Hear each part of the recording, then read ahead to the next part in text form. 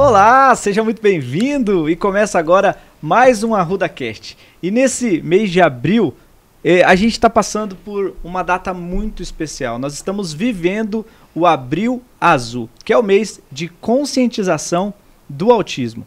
E oficialmente hoje eu quero compartilhar com você que toda a nossa equipe, todo o nosso time, os vídeos, os materiais meus, do Rafael Arruda e também da Arruda Produções, nós vamos trazer esses assuntos para conscientizar a população.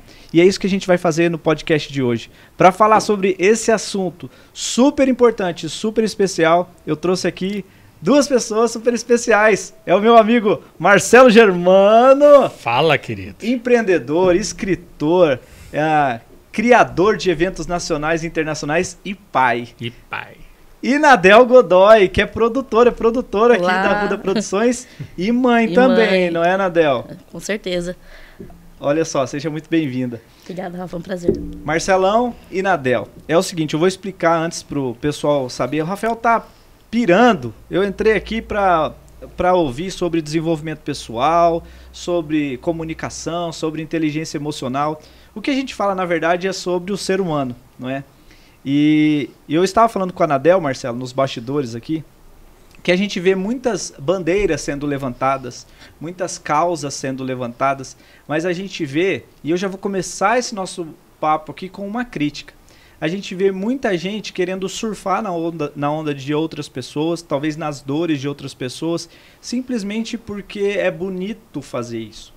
E eu falei para a Nadel, para a nossa equipe aqui, o que a gente pode fazer de verdade, utilizando os recursos que a gente tem, que é a comunicação, que é esse veículo, para realmente conscientizar as pessoas. Quais são as dores que os pais carregam, quais são as dores que os filhos carregam, quais são as necessidades e o que a gente, enquanto veículo de comunicação, como material de comunicação, realmente pode fazer para ajudar outros pais, pessoas que estão passando por essa situação, e também a sociedade que julga sem conhecer. Então, meu objetivo aqui é levar, ser apenas um caminho, um mensageiro. E eu queria a ajuda de vocês para a gente levar essa mensagem adiante. Marcelo é pai da Aira e recentemente você surpreendeu todo mundo que te segue lá, porque você compartilhou o que estava acontecendo aí com a sua família. Conta um pouco pra gente. Então, quando a Nadel ligou, né, falou do podcast, falei, não vou chorar, né, porque acho que tem um Marcelo Germano antes Aira e pós-Aira. Né? E você fala sobre inteligência emocional, desenvolvimento humano, eu acredito que não há nenhum pai que não seja pai de uma criança com autismo que não tenha que ter inteligência emocional e não se desenvolva como ser humano. Eu mudei totalmente como ser humano depois que eu descobri que a Aira tinha o autismo. Eu já percebia na Aira algo diferente. O diferente que eu digo que era uma criança diferente, que era uma criança especial, no carinho dela, no trato dela, na forma que ela interagia com outras crianças, na forma que ela enxergava o mundo. Eu digo, a Aira não é só... Inicialmente nós imaginávamos que era TDAH. Tá? Todo mundo falava TDAH. Mas no coração de pai não se engana, né?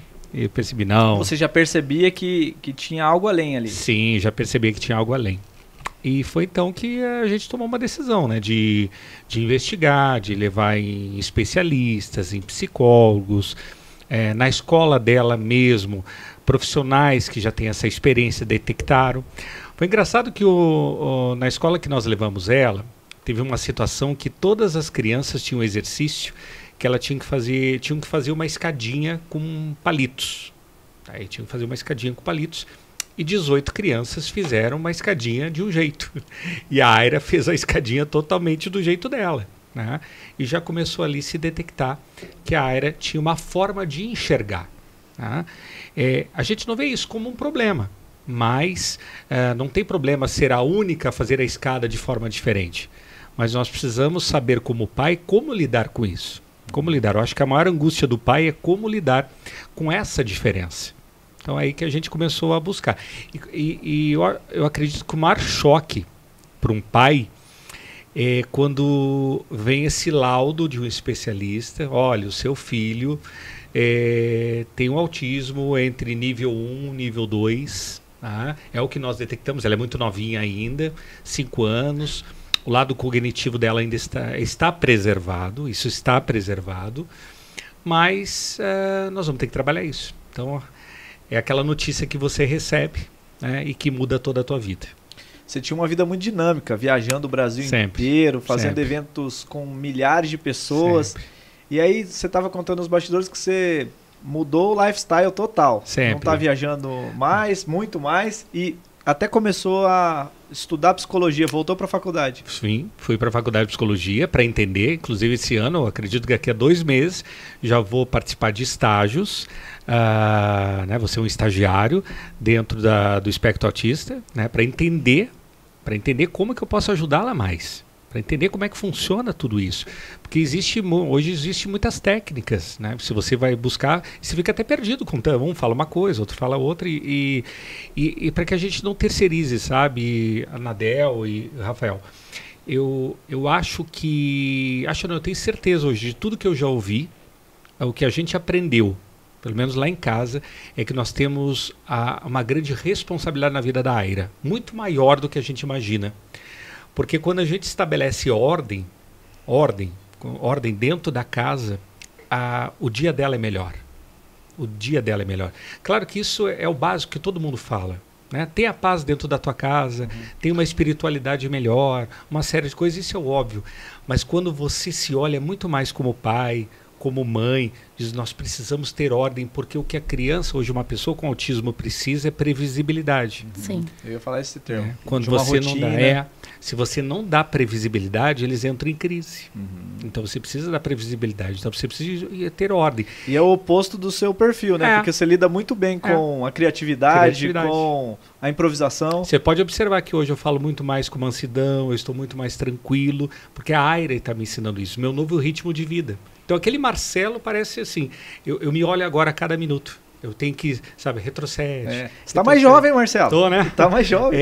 Mas eu preciso estar me olhando o tempo todo.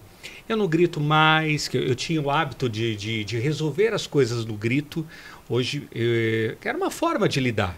Né? Vamos lá, mas é aquela coisa, eu nunca fui agressivo, mas era uma forma. Energético, era energético. Isso. Mas nunca fui de bater, nada disso, mas isso também não resolve. Então eu tive que agora mudar totalmente meu comportamento. E Nadel, a gente estava falando nos bastidores, o nosso objetivo aqui é conscientizar a população. Então, sim, o leigo, meu papel aqui é leigo, viu gente? Eu sou leigo, eu não sou especialista no assunto, eu só sou o mensageiro. Então, é justamente conscientizar o leigo. Mas a gente estava conversando nos bastidores e você falou uma coisa para mim que me chamou a atenção. Você falou assim, Rafa, tem muitos pais que precisam ouvir de outros pais sobre o autismo. Tem muito pai que, mesmo com a orientação médica, com os laudos, ele ainda nega. Eu queria que você falasse como mãe, você passou por essa fase também, e o que você vê aí quando você está em contato com outras mães, outros pais, na mesma situação que a sua? Rafa, eu acho que assim, é um diagnóstico que ninguém quer receber. Não é o sonho de ninguém receber o diagnóstico que seu filho é autista. Ninguém sonha, né? E você, junto com esse diagnóstico, você vê vários sonhos ali, né? Marcelo concorda comigo, que você sonhou para o seu filho, que talvez você não sabe se serão realizados, se não serão. Só que assim, no meu caso, foi totalmente diferente. Eu via, assim, desde meses, eu via que algo não se encaixava. E em volta, ao meu redor, as pessoas não viam, era o contrário. E eu falava e todo mundo, você tá louca, você tá louca. Então, assim, eu falava, não, é algo que mãe sente, né? Mãe e pai sente. Então, no seu caso, você não negou, você eu já não tive, identificou. Eu identifiquei, só que o tempo todo todo mundo falando, não, você tá vendo coisa, que você é ansiosa. Enfim, e eu sentia. Então, quando eu recebi o diagnóstico, para mim, naquele primeiro momento, foi até um alívio. Agora eu sei o que eu faço, sabe assim? Então, assim, veio a dor, eu me permiti chorar meia tarde. Não que não tenha sofrimento, se eu falar que não tem é mentira. Mas eu me permiti chorar meia tarde. Fui para casa da minha amiga, que era a única pessoa que via, que me acompanhou esse processo comigo, e que via com os mesmos olhos que eu via. Chorei com ela meia tarde, e assim, 5 da tarde, eu falei, olha, agora eu preciso agir. Até aquilo que o Marcelo falou. a gente, quando tem um filho, a gente é muito responsável, a gente é responsável por eles. Quando você tem um filho com autismo, aí você precisa ser mais responsável, porque toda a evolução dele depende de como você vai agir dali para frente. A intervenção precoce é algo que pode mudar a vida do seu, né, do seu filho no futuro. Então, assim, eu sempre falo para as mães que às vezes não querem aceitar, não se prenda ao diagnóstico. Se para você dói, ou se você não quer ver que ele tem autismo, ou se você quer, é TDAH ou não é, não importa o que é. Se os atrasos estão ali, se eles precisam ser trabalhados, então vamos focar nos resultados.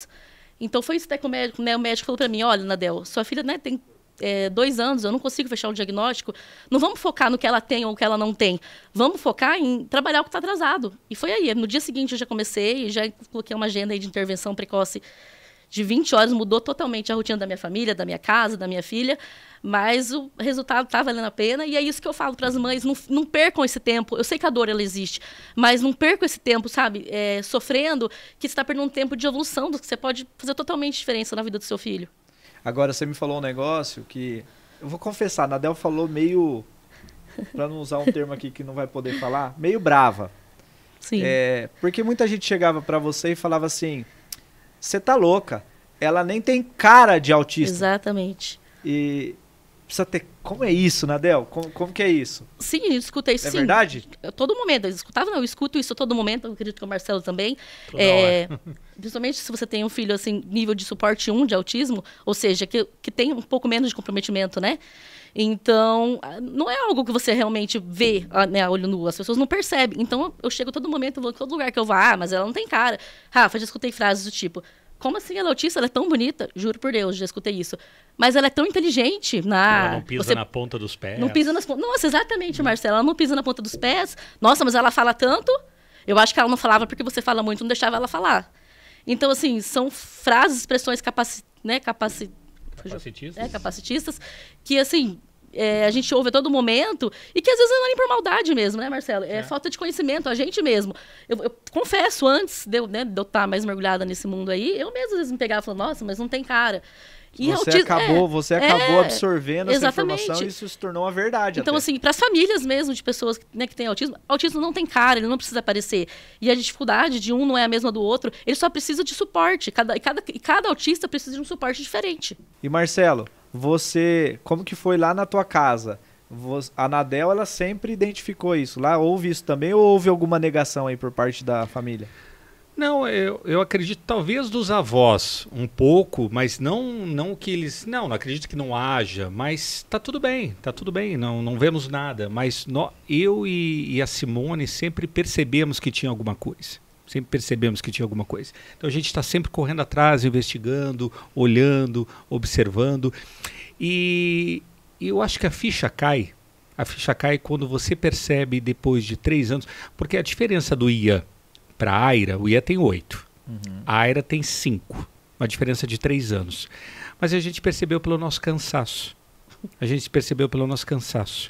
O ano passado, quando a gente percebeu que nós estávamos arrebentados como casal, como homem, como mulher, cansados, a gente percebeu realmente a nossa filha tem um quadro diferente. Um cansaço emocional, não seria, Marcelo? Porque é 13 horas, 14, 15 horas, o sono deles é diferente. A Aira dorme às 10, 11 horas, mas 7 da manhã já está acordada. E não dorme mais. E é das 7 da manhã até as 10 da noite de novo, e isso num ritmo. A mente de um autista, claro que cada um é um, sim, mas é uma mente barulhenta. É uma mente de muitas informações. Energia. Então, o tempo todo ela requer atenção. O tempo todo se coloca em risco.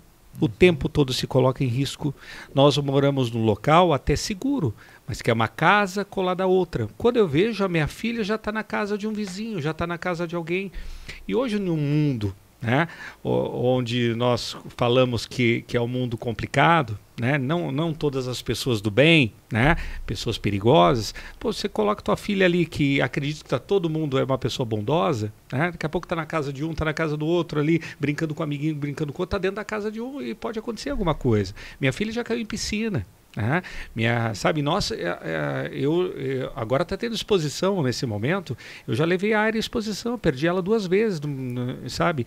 E eu tenho os olhos nela o tempo todo. Mas é que o ritmo dela é outro, é acelerado o tempo todo. Então, é diferente. Olha só para complementar aqui uma informação, segundo a Organização Mundial da Saúde, a OMS, 1 em cada 160 crianças no mundo tem o TEA, que é o transtorno do espectro autista. A Nadel estava falando aqui que tem uma informação que nos Estados Unidos esse número aumenta. Segundo o CDC, 1 a cada 36 pessoas hoje nos Estados Unidos são autistas. E aí, você ia complementar alguma coisa, Nadel? Não, assim, na verdade é que se pergunta muito, né? Se cresceu o número de autistas ou por quê? Na verdade, a gente não está em estudo ainda, né, Marcelo? Até me corrija, mas na verdade eu acho que as pessoas hoje, até a questão do diagnóstico mesmo, que hoje, antigamente, você via e deixava, isso é acelerado, é isso. Não, hoje a gente busca mais, as escolas estão mais antenadas. E rotulava-se muito, né? Ele é antissocial. Era bullying, era rótulo, Ele é fechadão, rotulava, né? Por isso hoje, por isso hoje você descobre um número tão grande de autistas que só descobrem que são autistas na vida adulta. Isso acontece? Então, sim, então pode ser que tenha alguém que esteja ouvindo a gente que até hoje não foi diagnosticado. Sim, mas imagina. E ele percebe só que algo não se encaixa. Daí o que acontece? Tem um número muito alto de depressão, de pessoas que se matam, porque elas só sabem que elas não se encaixam de um modo geral. Elas não passaram por aquela questão que eu falei anteriormente, que foi a intervenção precoce, não passaram pelas terapias. A pessoa pensa que tem TAG, a pessoa pensa que tem TDAH e a pessoa pode ter um grau leve de autismo. Sim, e ela não se enquadra, ela não se encaixa de uma forma como as pessoas típicas. Então, ela não se enquadra e muitas vezes acaba entrando num quadro de depressão mesmo. Perfeito. Esse é o nosso objetivo. E aqui é conscientizar as pessoas. Mas a gente olha para os 360 graus, todo mundo que interage com o autista.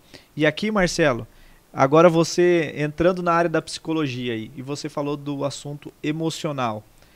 Você como pai, e você deve ter os seus altos e baixos, os seus desafios pessoais. O que você teria para falar para o pai, que muitas vezes quer, quando eu digo pai, o pai e a mãe, né? Que quer ser visto como o forte, o resistente, eu dou conta de tudo, mas lá no íntimo dele, ele sabe que ele precisa de cuidado também. E muitas vezes o olhar é somente para o filho, para a criança, mas o pai também precisa desse cuidado, porque ele está imerso, ele está no mesmo universo, né? Do que você já tem buscado desse desenvolvimento pessoal, o que você teria para dizer para os pais? Tá caindo muitas fichas, nós vamos conversando com muitas pessoas. Eu falo sempre, né, para quem acredita, eu acredito sempre que o Espírito Santo, ele fala através de várias pessoas, tá? É o que eu acredito. E primeiro que seu filho precisa saber que você está bem. Que você está bem, porque principalmente quem tem autismo sente muito. Sim, muito. Né, Nadel? Sente. Uma sensibilidade. Ele sente quando a Nadel está bem, quando a Nadel não está bem, né? Quando o irmão está bem, quando não está, quando o Marcelo está bem, quando o Marcelo não está bem, quando a Simone está bem, quando não está bem. Não precisa falar, não precisa entrar com, vamos inventar lá em casa que está todo mundo bem. Não adianta, eles percebem que não está bem. Sem você dizer nada. Sem dizer nada. Então, primeiro, é estabelecer a ordem. É estabelecer a ordem, é cuidar da sua espiritualidade, cuidar do seu emocional, fazer terapia. É importante, precisa de colo, senão vai conseguir cuidar do seu filho como deve ser cuidado se você não cuidar do seu emocional. Então precisa de colo então, também. Então, além de ter profissionais para ajudar... Que cuidem de você, cuide dos pais, ter apoio. Alguns amigos, aí, como a Nadel, ela foi lá para amiga dela... Tem. Importante. Pode ser não ser uma terapeuta, ok, mas que seja uma boa amiga, que ela possa se abrir, né, como a Nadel, conversa e tenha esse apoio. Diz, hoje eu não estou aguentando mais, eu preciso chorar. Né? A gente precisa chorar. A gente precisa chorar. Porque muda. A gente não vai ter mais, pelo menos nesse momento, e a gente espera, porque o trabalho precoce que nós estamos fazendo é para que nossos filhos tenham melhor qualidade de vida no futuro. Mas hoje, nós não temos uma vida social como as outras pessoas. Isso é óbvio. Nós não vamos poder ir em festas com um monte de gente. Hoje, quando tem aniversário com um monte de gente batendo palma, a Aira, pelo menos, fica estressada. Quando tem muito barulho. Então, aí já entra na diferença, tá vendo? Já no meu caso, a Emília, eu não sei como é que é, ela já gosta. É assim, subjetivo. Ela passa até vergonha, se deixar ela, vai lá, ela fica do lado do aniversariante, canta parabéns junto, quer roubar o bolo. Então, assim, aí é mais uma questão daquele desafio que eu te falo, que eu tenho que ficar o tempo todo provando. Então, olha só, esse é um ponto para pro leigo, pra população leiga. E eu tô no meio, hein, gente? Nunca é igual. Não, Não. cada Nem um é sempre, na verdade. Nem Cada um sempre é é igual. Cada um tem a sua, né, suas questões. No caso da Emília, por isso até, às vezes, pra mim é mais difícil, porque tem que ficar o tempo todo provando, não é essa palavra, mas não deixa de ser. Para as pessoas, isso me desgasta duplamente. Ah, mas ela chega numa festa, cheio de gente. Ela pede pelos amigos o tempo todo. Ela gosta de barulho, ela gosta da festa. E, né, e ela, daí todo mundo olha pra minha cara, mas você tá doida? Como assim? Acha que um autista fica assim? Daí ela vai lá em cima do bolo do parabéns e canta parabéns na frente do aniversariante. Imagina que um autista faz isso. Não, cada autista é diferente um do outro. Cada um é um. Cada um, Agora, por isso que é o espectro. Agora vamos pro outro lado. A gente falou aqui dos pais, Sim. falou do comportamento dos filhos. Sim. Mas agora, e a sociedade? E o leigo? Que tá lá julgando, que fala que ele não tem cara, ou isso aí que ele faz não é autismo, porque tá cheio de especialista hoje. Pra onde Sim. você olha tem um especialista. Todo mundo é autoridade, Todo né? mundo é autoridade. Autoridade emocional. E aí, o que eu vejo é muita gente julgando. Então Sim. existe muito julgamento, não é? Qual que é a primeira, como pai e mãe aqui, qual que é a primeira informação que o leigo, não sei se eu também posso chamar esse termo leigo, ele precisa saber sobre o autismo? Tem uma das coisas que eu queria levantar. Por exemplo, eu já ouvi de alguns pais que você faz a previsibilidade, aí você tá lá no médico, por exemplo, o tempo vence. Chega uma hora que você fez a previsibilidade, mas aí demorou mais do que imaginou. Ou uma fila, por exemplo. Isso é um luxo dos pais de autistas? É um luxo do autista? Ou é uma real necessidade? Se é uma real necessidade, por que isso acontece? Eu já vi gente reclamar da vaga que criaram Por exemplo, tinha... pro pai de autista. Teve assim, ó. Teve um evento agora na Arel, tá? Foi de Páscoa. Tá? A Aérea, nesse dia, ficou extremamente estressada. Eu não estava lá. Estava cheio de gente, mas a Simone me contando. E teve o momento da foto com o coelho. Tá? E era o momento que estava muita gente na fila com a foto com o coelho. A minha filha, ela não entende, ela não consegue. Não é pelo... Aí não é mimada, é falta de educação. Não. Ela não consegue. Peraí. É isso aí que eu queria. Então... Lá fora tem gente julgando. Essa menina é mimada. Esse pai não dá educação para ela. Tem que dar umas palmadas, né? Não sei. Isso é o que as pessoas falam. Não, ela não entende, ela não compreende. Mas é falado, filha, tenha paciência. Ela compreende, mas o tempo dela, o tempo, isso é cerebral. O tempo dela Compreensão. Aguentar ali o tempo de espera para tirar a foto é muito menor do que uma pessoa que não tem espectro. E aquilo, o né? tempo de brincar com um brinquedo é menor, o tempo, sabe, de uma atividade. Esses dias eu me emocionei. Tem lá a atividade motora com traços finos. A Aérea estava pintando um ovo, e ela nunca pintou dentro do espaço, né? E ela pintou direitinho dentro do espaço. Eu sei que foi resultado das terapias que ela está fazendo, da dedicação. Então vai dar resultado isso lá na frente, mas é um trabalho com muita paciência. Hoje a Aérea sabe a letra A, enquanto outras crianças com 5 anos já sabem letra A, B, C, D, sabe? Mas é o tempo dela, é o tempo dela. Vai haver muito bullying, vai haver muito sofrimento? É claro que sim. Mas vai depender muito do amor que nós vamos ter por ela, do entendimento, da explicação, da dedicação, das terapias, de todo um trabalho que nós vamos fazer para superar tudo isso. Né, Marcelo falou aí de duas situações, né? Falou, ela é mimada, não tem educação. Qual que é o outro julgamento que você vê, assim, da sociedade, Nadel? Olha, Rafa, eu acho que primeiramente, assim, uma coisa que se escuta muito, mas parece que a gente precisa continuar repetindo. Autista não tem privilégio, ele tem direito. E, assim, a própria família, às vezes, confunde e até a gente, sabe, às vezes, lembra, já chegamos a conversar com isso aí nos bastidores, sobre isso nos bastidores, né, Rafa? Que alguns direitos que a Emília tinha, eu ficava, ai, meu Deus, sobre fila, sobre direito de isenção de PVA, alguns direitos que a criança, né, que o autismo tem. E que as pessoas confundem, tá querendo, né, se aproveitar da situação. Não, não é privilégio. É direito que eles têm. Então, assim, da fila, se tem o direito de você não ficar numa fila, é porque ela tem a real necessidade disso. Então, é direito, não é privilégio. Acho que isso é importante. Vale lembrar que esse direito foi uma conquista também, né? Sim, uma conquista. Se ele existe é porque tem necessidade, não é algo, né? E você falou a questão, isso daí do mimado, a gente escuta bastante. Isso daí é mimada, né?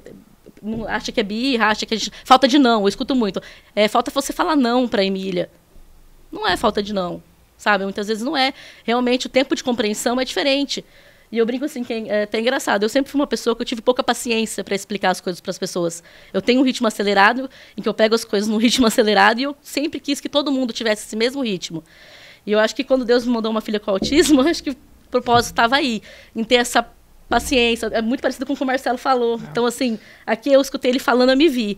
É isso, eu nunca tive muita paciência para explicar. Eu queria que todo mundo entendesse no mesmo ritmo que o meu.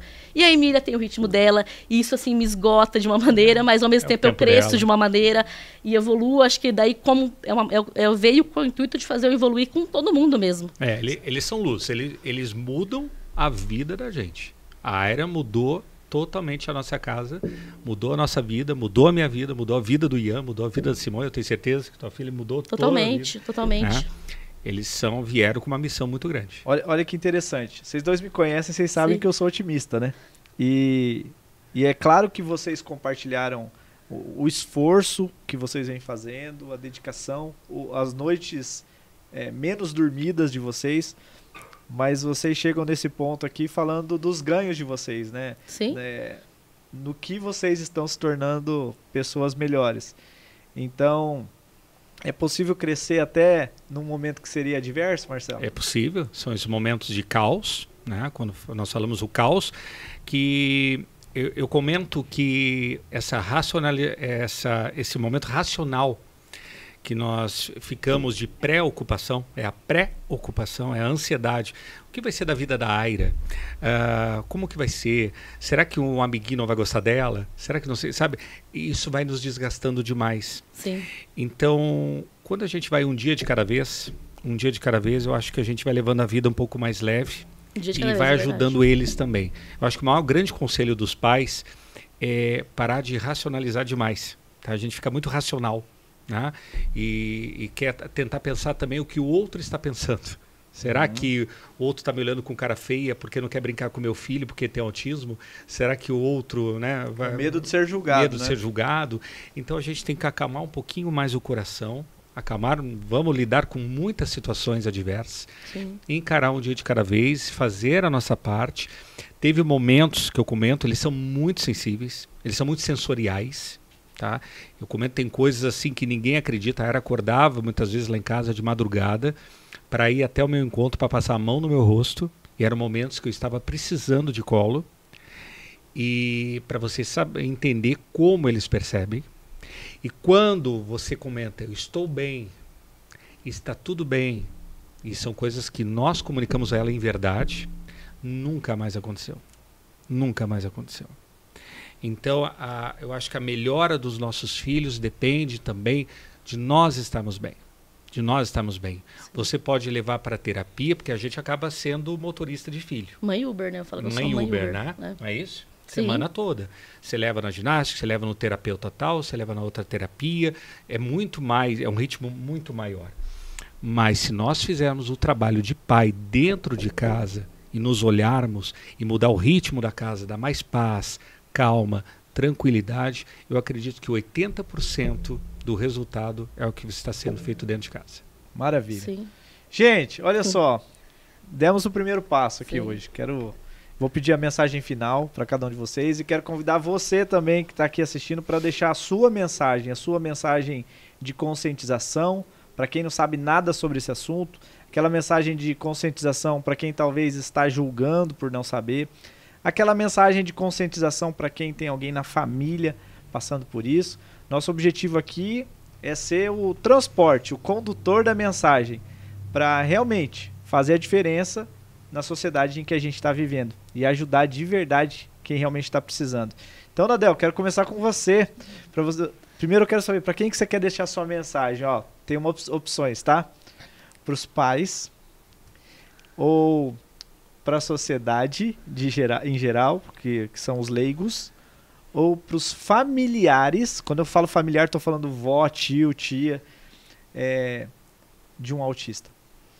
Rafa, se eu fosse pensar assim, tudo que eu tenho vontade de falar, eu deixaria para todos, mas eu acho que enquanto mãe, eu vou deixar para as mães, porque acho que só uma mãe entende outra mãe, né? Então, assim, eu sei que a dor, ela existe, às vezes a gente não fala, a gente está bem por fora, mas no nosso íntimo a gente não está. Eu acho assim que a dor existe, a gente tem que viver essa dor, a gente fala que a gente tem que viver esse processo do luto, mas assim, não vamos deixar que isso paralise. O medo não pode paralisar, porque se o seu medo te paralisar, o futuro do seu filho vai estar comprometido com certeza. Então, ele só tem a gente, né? Seu filho só tem você. Então, vamos fazer a nossa parte para que ele consiga ter um nível de suporte, um nível de desenvolvimento e consiga ter uma vida, uma qualidade de vida melhor. A gente tem que pensar nele, acima de tudo. Maravilha. E você, Marcelo, para quem que é a tua mensagem? Minha mensagem é para os homens, né? Eu acho que é para os homens. Então, você pai, né, que está passando por um momento parecido, que você tenha um olhar de empatia nesse momento, principalmente com a esposa também, tá? Nesse momento ela precisa de você. Que muitas vezes a gente quer ter o nosso tempo de esporte, nosso tempo com os amigos, nosso tempo de cervejada, nosso tempo, né? Eu preciso do meu tempo. E a gente acaba esquecendo, né, da pessoa que está do lado. E a mulher, ela é muito racional. Ela está pensando o que vai ser da vida da minha filha, do meu filho, que está passando por tudo isso. Então a gente tem que ter muita empatia. E pensar como a mulher pensa não é fácil. Pensar como a mulher pensa não é fácil. Então que os homens tentem se colocar no lugar das mulheres. Isso é um grande desafio para que crie um alinhamento de família mesmo. E quando se cria esse alinhamento, já não existe mais a individualidade. E já começa a se agir, mesmo que não estejam juntos. Tá? Pode ser pais separados, mas que comece a ter um comportamento mais unido em prol dessa criança. Porque lá na frente o resultado vai ser diferente. Então que não olhe mais para si, mas tenha um olhar de empatia, que vai ser algo bem diferente lá na frente. Então a minha mensagem principalmente é para os homens, o olhar de empatia para as mulheres que são grandes guerreiras aí e que enfrentam grandes desafios e noites mal dormidas. Perfeito. Quero agradecer vocês, agradecer porque vocês foram corajosos de colocar a cara aqui. E eu sei que vocês estão fazendo isso pelos seus filhos, pelas filhas, né? Sim. Emília e Aira. Muito obrigado mesmo. E o que precisar da gente aqui para a gente divulgar isso, tem muito mais pessoas que eu quero trazer aqui para a gente divulgar e vamos juntos. E eu aceito todas as orientações, porque eu estou aqui no papel de leigo, para eu fazer o meu papel e eu servir. Meu objetivo aqui é servir. Então, senhoras e senhores, esse foi o nosso primeiro ArrudaCast com esse tema especial em homenagem ao Abril Azul. A gente precisa conscientizar, primeiro, a gente mesmo e depois a sociedade em que a gente está vivendo para mudar, para fazer diferente, porque a gente pode mudar uma geração. É sério. Ninguém está aqui brincando. Obrigado e até a próxima. Depois quero te ver num outro podcast. Isso aí.